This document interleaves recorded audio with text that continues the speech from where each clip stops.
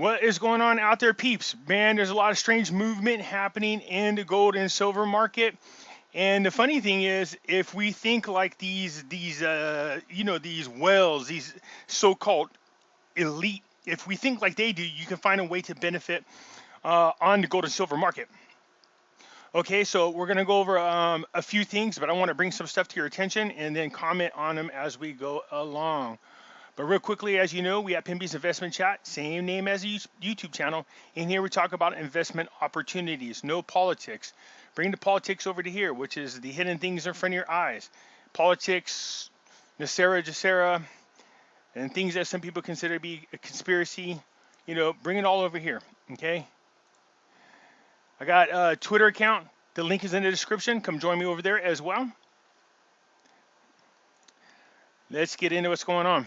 Okay, so Shelly asked me this question on inside Twitter, but it just seemed too much to type. You know what I mean? So I kind of wanted to respond to it anyways because it's a good question, and I've been asked this from time to time. It says, what advice would you give someone who received 100,000, 1 million, 5 million, etc.? And would the advice be the same for all ranges of new income? So this first one first. Well, technically, I mean, I can't give you advice because I'm not an expert. Usually what happens when you see me do my videos, I'm sharing with you my opinion on things. And then just things that I've heard from other experts or so-called experts. And then from there, I just make a rational, analytic decision and then share my opinion with you guys and then see how you guys feel about it. So when it comes to, here's the thing that if anybody had 100,000, a million, 5 million, if what advice would you give someone who received? So if you receive that, here's what I would tell people. Usually the people I hear from the most are, between $100,000 and $300,000. They'll hit me up and saying, hey, check this out. I just got this money. What do you recommend? And so I'm just going to say this is the same for all levels, okay? All levels right now. If you've inherited this, here's what I'm noticing in the market. There are several bubbles getting ready to bust. So what that means is in the 90s and in the 2000s, we saw these different dot-com bubbles. We had, the housing bubbles. So usually when these bubbles happen in the market, we see a drop in the stock market. It's usually a semi-big hit is what happens. We see these bubbles bust. The values go down in these different bubbles. So in other words, dot-com bubbles, all these stocks were ridiculously high in value, and then a bubble popped and it dropped back down to a more normal level. And when it came to the housing bubble, the houses were valuable. They got popped, and then they came back down to a realistic value. So it affects the market. It affects those things in those particular bubbles. That was just here in the United States. What we're seeing now is worldwide financial bubbles getting ready to break. So there's several of them. They're tech bubbles, housing bubbles, bond bubbles. In other words, everything is going to go to crap with only a handful of exceptions. Now, this isn't hyperbolic. This isn't, fear-mongering or nothing like that. So I will tell you what I do. Whether it was I got 100,000, 1 million, 5 million. Of course, each one of them allows you the flexibility to do different things. So with somewhere in the hundreds of thousands, you know what I mean? What I would do, again, with that kind of money, you should be able to, hopefully you live in a nice, secure area where you're allowed to do this. Have somebody come in and build you a safe room. And I mean like a safe, not like you need to go in there and run and hide. I'm talking about put your safe in. Some way you can discreetly hide it from the rest of the world. Could get a good size safe in there. And to be quite honest, I don't trust the banks at all. None of them. So because of that, I don't keep money in the bank. I only keep enough money in there to cover my monthly expenses and a very small amount for miscellaneous. Everything else, I have nothing in stock, I have nothing in bonds, nothing. Everything else is in precious metals. All right? And I have it in safekeeping places, okay? So that's what I would do. Now, when you start getting into these areas of $1 million, $5 million, that's a lot of gold and silver to be holding. Money Metals Exchange has a vault where they can store it if you don't want to hold that amount in precious metals. But also with $1 million or more, you might consider investing into undeveloped real estate, just land, because it won't lose no value. As far as houses are concerned, you know, I think we're going to see the value of houses drop anywhere between 40 to 60% in value, just because of everything else that's going on in the economies. So with that kind of money, you know, you don't want to put it. Give a perfect example. I don't want to put $1 million in $1 million home as a safe haven of some kind. All of a sudden, the value drops off, and I lose 40 to 60% of my value. Then I'm upside down on my house. It's better for me to just hold it in precious metals or undeveloped land, and then wait for the whatever that happened to the market, wait for it to settle, wait for the values to drop down 40 to 60%, and then turn around and put a large portion of that into real estate. You know what I mean? Apartment complexes, complexes, quadplexes, you know what I mean? Storage units, stuff like that. And this will become cash positive income once we get on the other side of this, whatever's coming, okay? But for the most part, if I'm being honest, you know, with that amount of money, I wouldn't keep it in the bank.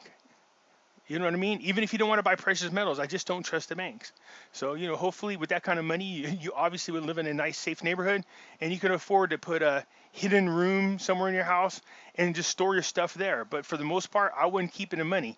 You know, I would have 6 months worth plus 10% for emergency or miscellaneous things.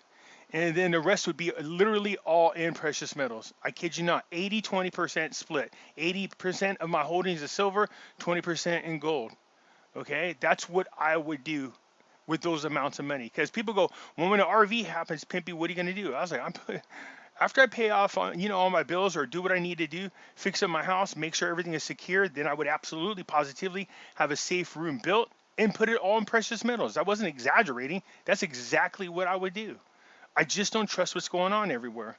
Make sure you got your guns to protect yourself. Make sure you got all the food necessary to last you for 6 to 12 months. You know what I mean?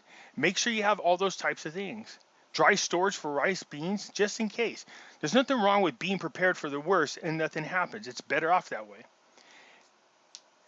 Can they give us some common things that would help all of us lower the amount we have to pay in income taxes if the RV income is taxable?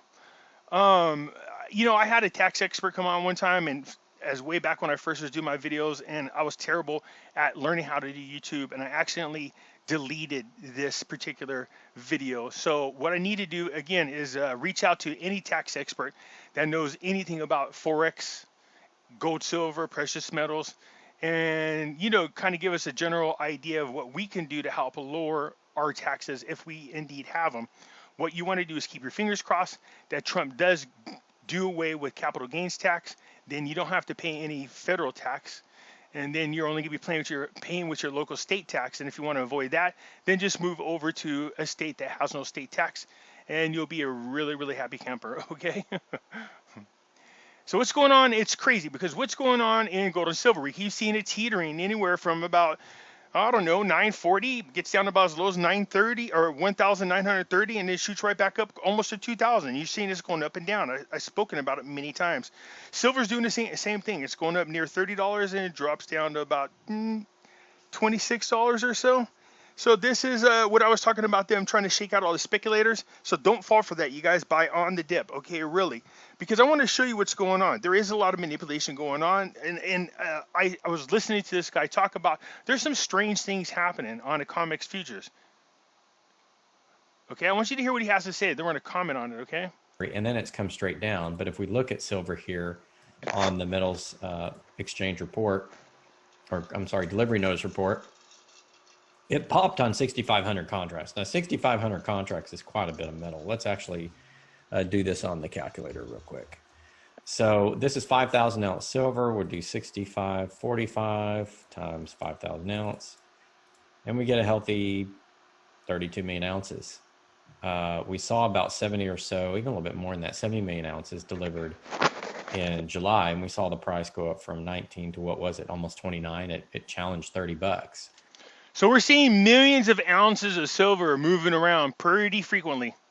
So a little over double the amount of silver, and we saw a very healthy pop of about $10 in the price of silver.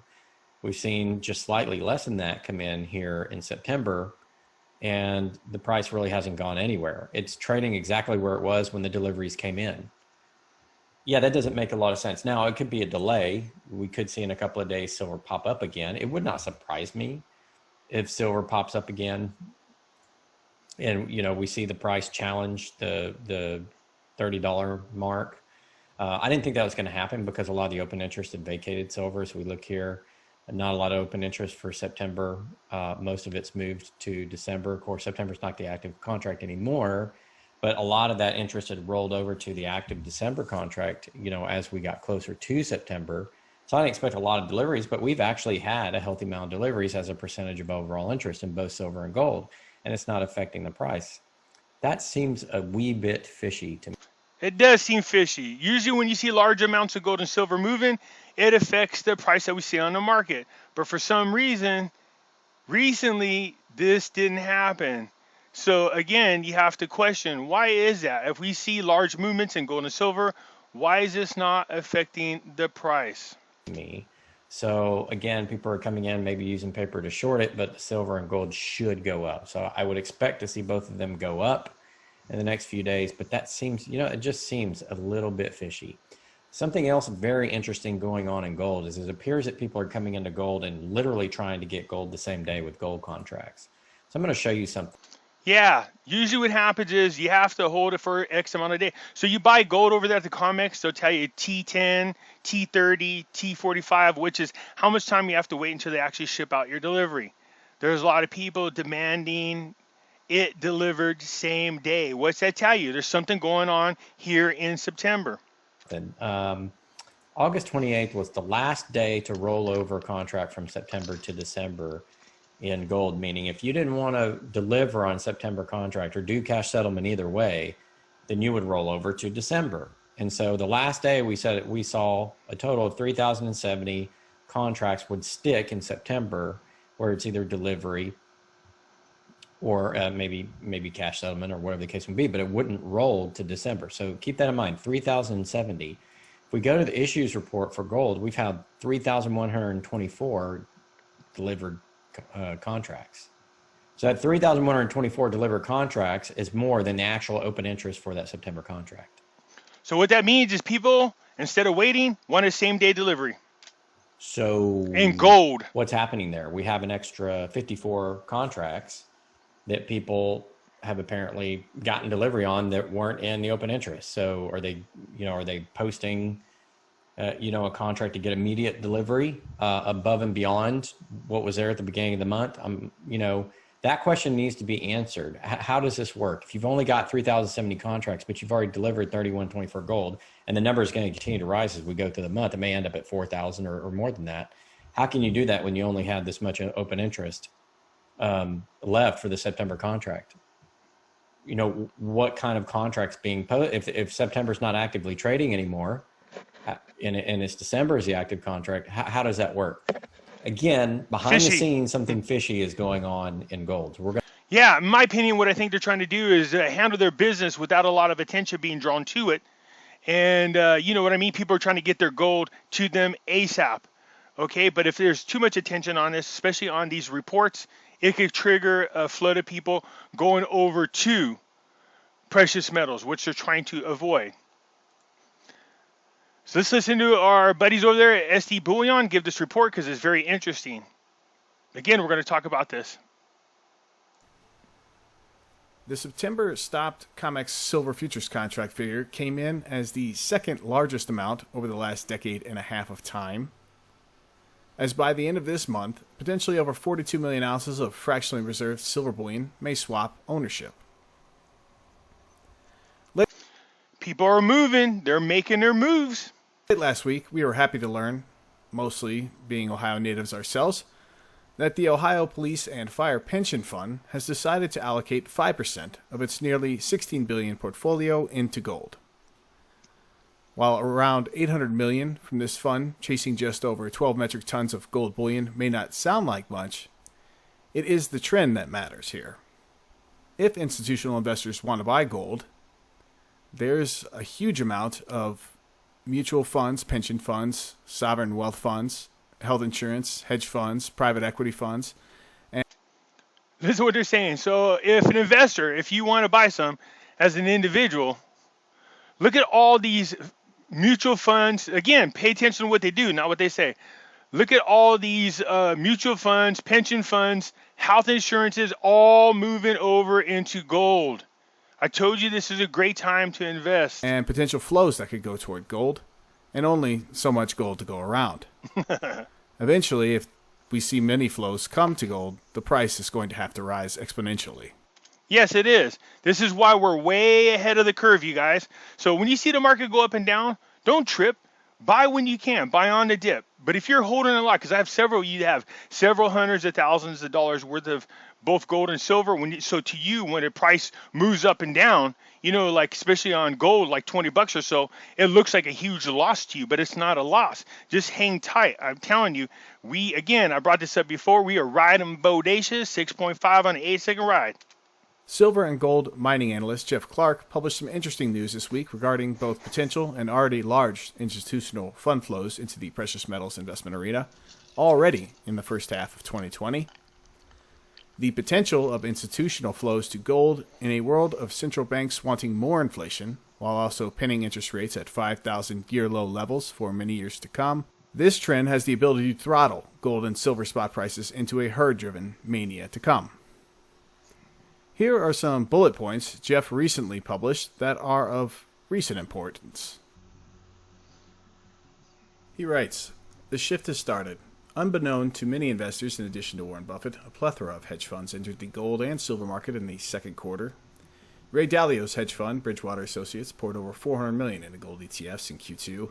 He increased holdings in GLD from $600.6 million to $914.3 million, making it one of the largest investors in the fund and Bridgewater's second most valuable holding. The company also increased its holding in the iShares Gold Trust from $176 million to $268.4 million, making this investment its sixth biggest stake. Hedge funds, Mason Capital Partners, Sandell Asset Management, and Caxton Associates all initiated new positions in GLD last quarter." See this? All these major hedge funds are now moving into positions with gold. We are way ahead of the curve, man. We got started way before they did. As people start to pick up on what's going on here, like he said, it's going to start a herd mentality. It's going to trigger something. You're going to see everybody rush to buy precious metals, and there's not going to be that much available. The Reserve Bank of India announced its plans to increase its gold reserves to 10% of its total reserves from the current 6.5%. How much is this? The RBI has approximately $540 billion in cash. 3.5% of that equals $18.9 billion, which equates to 9.45 billion ounces, which is 56% of all the gold bought for investment last year. See what I mean? They are gobbling this up, man. There's not a lot out there, you guys. I told you, hang tight, have more faith, all right? Look at these guys, the big whales. That's what we call them, whales. The whales are coming in with the hundreds of billions of dollars and everything else, and they are trying to buy up what's out there without triggering anything to the public. Though central bank gold buying this year is probably slower than 2019's banner year, the central banks in Kazakhstan, Turkey, Mongolia, India, Cambodia, Qatar, and Russia were all buyers last month. And we know this month, I expect to hear a lot of news about royal families from the Middle East going in and moving in positions, both on physical gold as well as stocks, like I was talking about. And I'm curious to see how it's going to affect the market, if it does at all. But again, I think what they're going to do is put a lot of stress on the COMEX. And then there was this big shocker. BlackRock, the world's largest asset manager, $7.4 trillion assets under management, was the second largest buyer of SLV shares in Q2, purchasing 5.4 million shares. So SLV is one of the stocks that we watch on StockWatch. So if you guys want to hear what they're talking about, people always say, Pimpy, besides physical gold and silver, is it worth getting into stocks? Is there any safe stocks? Yeah, minor stocks. I go to watch my StockWatch videos. I talk about them in there. As you can see, it wasn't just Buffett's $565 million purchase of BRAC last quarter. Numerous other hedge funds apparently see what Warren sees, an environment ripe for big profits from gold. So SLV and Barrick Gold are the ones that everybody's moving into. But there's a bigger impact than Berkshire Hathaway's entrance to the gold market will have, the message it sends to the market. His purchase removes the gold is bad stigma for investors, essentially opening the door for more generalist investors to move into this industry. Buffett is one of the most well-known investors in the world, so other investors are sure to follow. On the heels of last week's declaration by the private Federal Reserve Chairman that we need more inflation this decade. All right, so I just wanted to play a small part of it so you guys can see. Look, the big dogs are all with tech and growth among the hard. The big dogs are all moving into gold positions right now. All right, that's what I want to share with you guys. Look, we know they're manipulating the market. That's what that guy was talking about. Something fishy is going on. All right, and in addition to that, besides manipulating the market, quietly you're seeing these hedge funds and pension funds, insurance funds. How look at our Blackstone, our biggest holder of assets here in the United States, all moving into gold right now. All right, and for some reason, in my opinion, it doesn't seem to be ringing enough alarms. That's because the average Joe doesn't know what to look for. All right, just a quick reminder, everybody, if you are thinking about moving into precious metals, please give our friends over here at Money Metals Exchange a consideration. The link is in the description. You know, there's some good deals going on with them right now. I keep telling everybody you want to get as close to spot as possible. Come buy some of this pre-65, 90% silver coins, dimes. They also have 50-cent pieces. All right, you guys? Look, I keep encouraging you guys to buy. I can't stress this enough that you guys need to move into precious metals. The more you procrastinate, the worse it's going to be. You got to understand that even though there are some good dips and there might be a drop in the value, that doesn't mean that the inventory is going to be available for you to buy. You see what I'm saying? Just because it drops down to let's say silver drops down to $10 an ounce and gold magically drops down to $500 an ounce, even if you rushed out to go get it, you might not have access to it because so's everybody else who's been waiting for it is going to run out there, not to mention all the whales that are out there buying up all the precious metals. Okay, you guys, I just wanted to share that. Keep your heads up. We're doing really good. Most of you are way ahead of the curve, and I'm hoping that the rest of you play catch up. All right, if you liked the video, hit the thumbs up button. If you're not a subscriber, please do so because when you do, it helps out the channel, and I surely do appreciate it. And I'll catch you later.